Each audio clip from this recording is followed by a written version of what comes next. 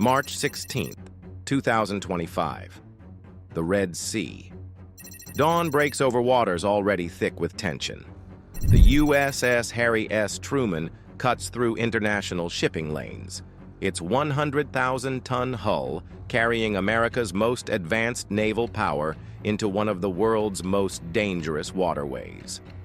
At 0547 hours, Houthi fighters in Yemen announced they have launched a coordinated strike against the carrier. Drones and ballistic missiles streak across the southern Red Sea toward the floating fortress worth over $4.5 billion. Not just steel and firepower, a symbol of American naval dominance. U.S. Central Command confirms the attack, multiple threats inbound. The Truman Strike Group prepares for what could become the most dangerous carrier ambush in decades. This was more than harassment. It was a declaration. The Houthis wanted to prove they could reach America's untouchable weapon of war. What happened next would test every layer of the most sophisticated naval defense system ever built. But first, they had to survive the swarm. The attack begins with 11 drones and at least one ballistic missile launching from Houthi positions along Yemen's western coastline. These are not random shots. The timing is calculated. Early morning hours, when radar operators might be switching watch shifts, the missiles arc high over the Arabian Peninsula while drones skim low across the water. 200 kilometers offshore, the Truman's escort destroyers detect the incoming threats. These are Arleigh Burke-class ships equipped with Aegis combat system technology. Their SPY-1D radars sweep the horizon in endless rotations. The newer Flight 3 destroyers add SPY-6 systems with vastly increased capability for tracking multiple targets simultaneously. Commander Sarah Chen watches the radar displays aboard the USS Gravely. Red dots appear on her screen, moving fast toward the carrier. Each dot represents a weapon designed to kill American sailors. The numbers do not look good. Multiple threats from different directions, some flying high and fast, others hugging the sea surface where radar has trouble finding them. Above the strike group, an E-2D Advanced Hawkeye early warning aircraft circles at high altitude. Its massive radar disc rotates slowly, building a complete picture of everything within 300 miles. The data streams down to every ship in the formation through secure links. Pilots aboard FA-18 Super Hornets receive the coordinates and turn toward the incoming swarm. The first layer of defense activates without hesitation. SM-2 and SM-6 interceptor missiles blast skyward from vertical launch cells aboard the destroyers. These standard missiles can guide themselves to targets using radar updates from the ships below. They reach out more than 100 miles to crush threats before they ever get close to the carrier. The interceptors find their targets. Brilliant flashes light up the dawn sky as Houthi drones and missiles explode in midair. Burning debris rains into the Red Sea. The outer ring is working exactly as designed.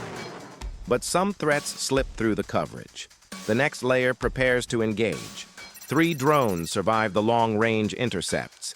They dive toward the sea surface, trying to hide in the radar clutter where waves and metal signatures mix together. Their controllers back in Yemen guide them through radio links, steering toward the massive heat signature of the Truman's nuclear reactors. The middle defense layer responds immediately. Evolved Sea Sparrow missiles launch from the carrier and her closest escorts. ESSM interceptors are built specifically for agile aerial threats that get past the outer defenses. They use active radar guidance to track and destroy fast-moving targets with surgical precision.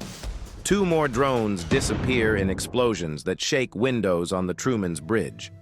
Metal fragments splash into the water just miles from the carrier's hull, but 1 drone keeps coming.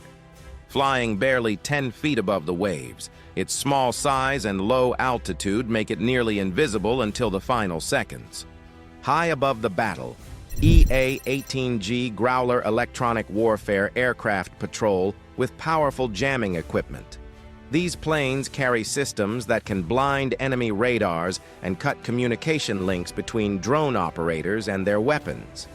Lieutenant Commander Mike Torres flips switches in his cockpit, sending invisible electromagnetic pulses across the same frequencies the Houthis use to control their drones.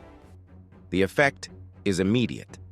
Several drones still approaching the strike group suddenly lose contact with their controllers.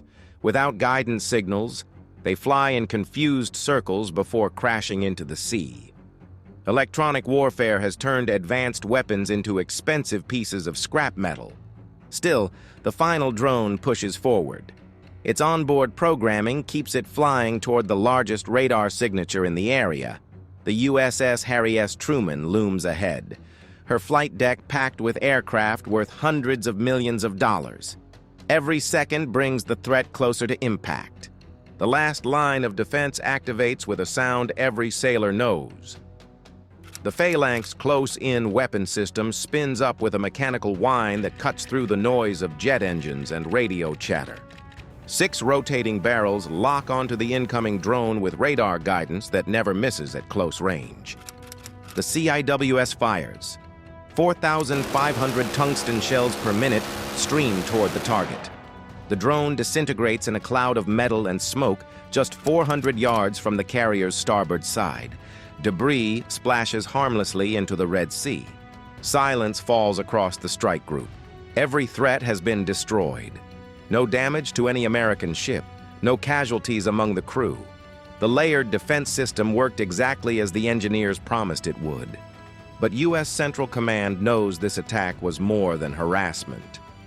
The Houthis had dared to target a nuclear-powered aircraft carrier with coordinated missile and drone strikes. That level of aggression demanded an immediate response. The Truman Strike Group prepares to show Yemen the price of challenging American naval power. April 17, 2025. U.S. forces launch precision strikes against the Ras Isa oil terminal on Yemen's Red Sea coast. Tomahawk cruise missiles streak through the pre-dawn darkness, their GPS guidance systems steering them toward fuel infrastructure that Central Command has linked directly to Houthi military operations. The explosions light up the horizon. Satellite imagery captured hours later shows massive fires consuming storage tanks and loading facilities. The Houthis lose more than equipment. They lose a critical source of revenue that funds their attacks on international shipping lanes.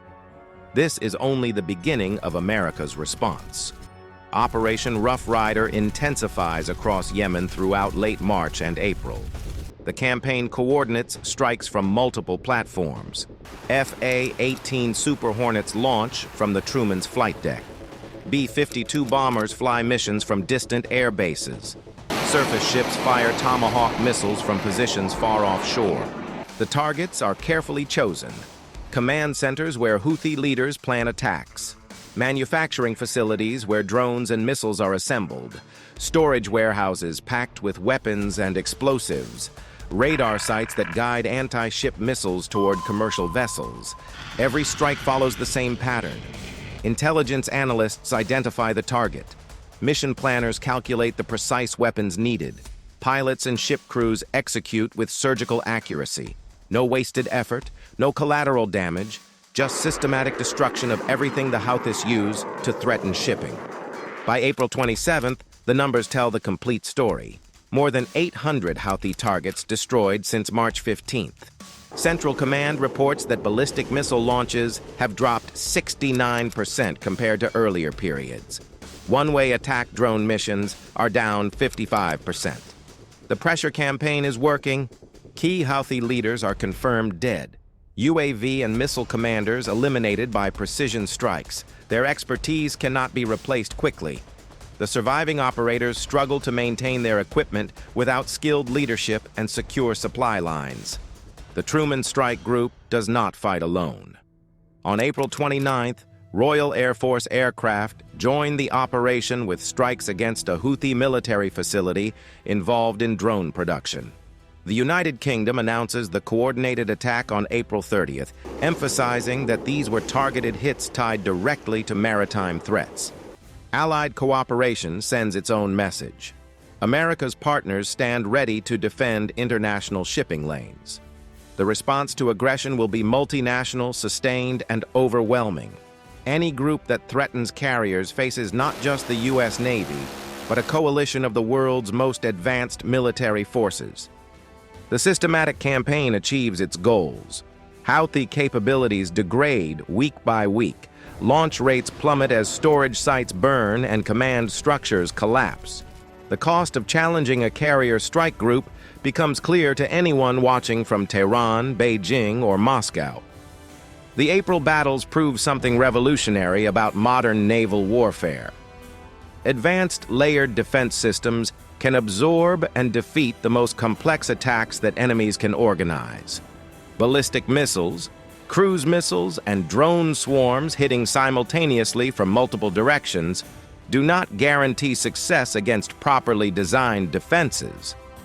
The defensive recipe remains consistent across every engagement. E-2D Hawkeye aircraft provide early warning from high altitude. Aegis-equipped destroyers cue long-range interceptors. SM-2 and SM-6 missiles engage threats at maximum distance. ESSM interceptors catch anything that slips through the outer ring.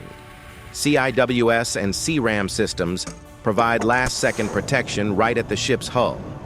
But the real breakthrough comes from electronic warfare integration, EA-18. G-Growlers do not just jam enemy radars in the background. They actively hunt drones, cutting their control links and forcing them to crash harmlessly into the ocean. The Red Sea campaign produces the Navy's first confirmed air-to-air kill of a drone by an electronic attack aircraft. The same integration applies to offensive operations.